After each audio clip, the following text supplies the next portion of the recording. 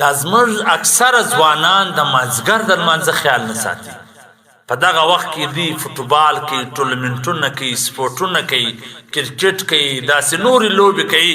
نو هغه د مازدیګر لمونځ قضاس یا دکانونه بند کړي د کور په خوا را روانې یا په سودا اخته وي، هغه د مازدیګر لمونځ دوی څه قضاس.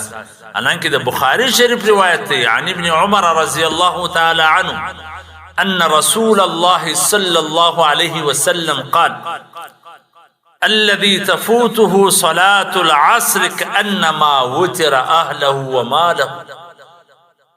نبی علیہ الصلوۃ والسلام فرمایي د کم چا چې د مازدیګر لمونځ قضا سو فوت سو، هغه داسې دی لکه د هغوی چې مال اهل ټول لوټ کول سو، ټول هلاک کول سو.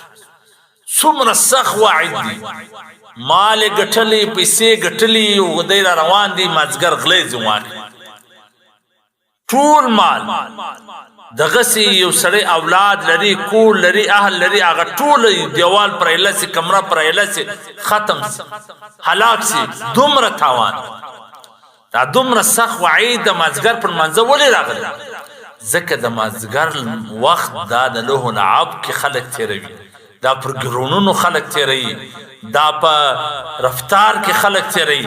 نو ځکه دی په دا کې سستي وکړي او دا لمونځ یې قضا سي. نو د داسې سړي دپاره هلاکت دی، تباهي ده چې دی پر ګرون ټورنمنټ کوي، فوټبال کوي، په ګین باندې اخته وي او د داسې د مازدیګر لمونځ قضا سي. بیا چې دی ګین وګټي چکچکي کوي، دی په دې نه دی خبر، کپونه اخلي مثلا نور داسې انعامات ورسره وي، خوشحالي، دی نه دی خبر چې زما هر څه لوټ سوي، زما هر څه تباه سوي. باید د مازدیګر د لمانځه خیال وساتل سي. از خو به د هر لمانځه خیال ساتئ.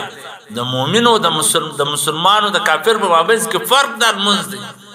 دا د نبي علیه الصلاۃ والسلام د سترګو یخوالی دی. د قیامت په ورځ به اوله پوښتنه د لمانځه کېږي، خو دغه د مازدیګر په لمانځه کې ډېره سستي کېږي، ځکه دومره سخت وعید پراغلی.